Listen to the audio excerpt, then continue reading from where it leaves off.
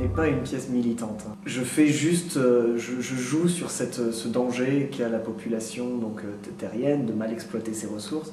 Je joue là-dessus pour l'inclure dans une intrigue qui se passe sur une autre planète. Je veux juste voir la Terre d'ailleurs et puis surtout s'intéresser à ce qui se passe ailleurs. Quels problèmes les extraterrestres ont à gérer et comment est-ce qu'eux voient la Terre depuis leur planète. La Terre, étroit berceau d'un troupeau sans berger, qui grandit tant et tant qu'il en pourrait tomber. Et compris ce dessein qui nous inquiétait tant. Ces êtres ne sont pas en tenue de combat. Non, non, non. Ils sont nus, parés pour leurs ébats. Les maïticiens ont à la fois cette envie de communiquer avec la Terre pour leur dire attention, vous faites des conneries, et de leur dire comment gérer les choses, puisque eux le savent bien maintenant, qu'ils sont riches de leur expérience. Et en même temps, les maïticiens, ils ont aussi, ils sont comme tout le monde, ils sont finalement assez égoïstes, qui est, si on arrive à entrer en communication avec la Terre, non seulement on leur fera préserver leurs ressources, mais on pourra en profiter nous aussi. Parce qu'évidemment, ils sont quand même très restreints à gérer, à nourrir 2 planètes avec une seule. C'est presque un système féodal qu'on retrouve là, et je pense que du coup, dans un système féodal, entre un bon roi et un mauvais roi, c'est juste l'attention qu'ils accordent au peuple qu'ils dirigent. Et donc là, c'est ce qu'on voit avec Maïti, qui a vraiment colonisé Xapi, et donc qui pourrait les asservir. D'ailleurs, on parle d'asservissement dans la pièce.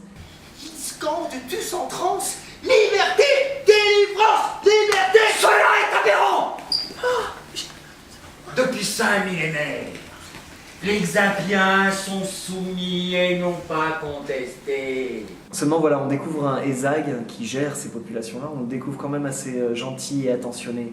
Et même si on voit son rapport avec les Xapiens, justement avec Anfi, ce personnage Xapien, c'est-à-dire que finalement Anfi, on l'aime bien et Anfi aime bien venir faire sa mission là, on voit qu'il est bien traité même si Ezag a des petites crises de nerfs de temps en temps.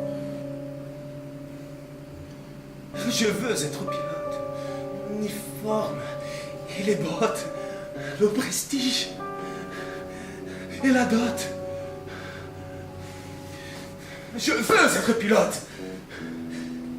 Je veux partir au loin, explorer avec soin l'espace et ses recoins. C'est là. J'en ai besoin. Ce désert m'a tout pris.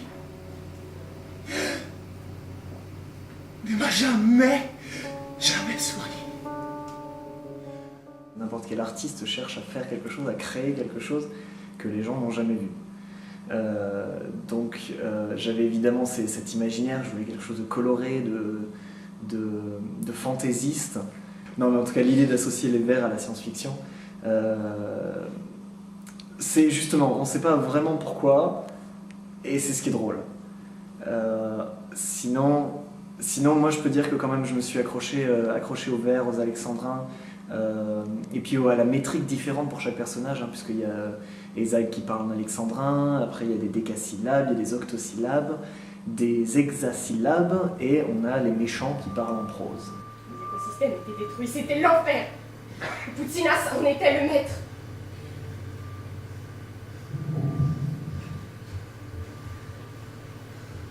Heureusement,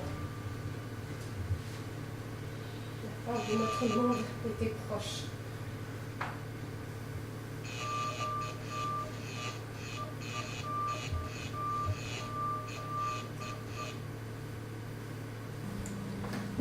Je voulais vraiment que ce spectacle soit un spectacle visuel, autant que je porte, j'espère, une certaine richesse au texte par cette structure en alexandrin, et je voulais qu'il y ait une certaine richesse visuelle aussi.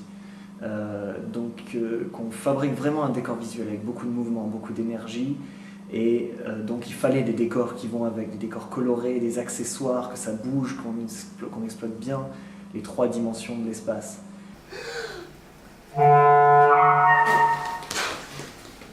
Garde-toi d'abuser de notre patience. Où apprend tout l'effroi, la colère et la haine d'un peuple de son roi, face au froid et aux chaînes.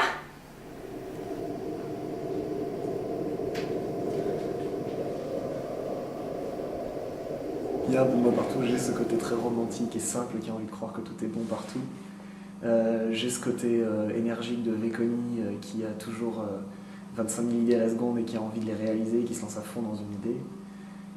J'ai le côté Ensivar, hystérique, colérique, qui refuse que les choses se passent autrement que ce que j'ai dans la tête.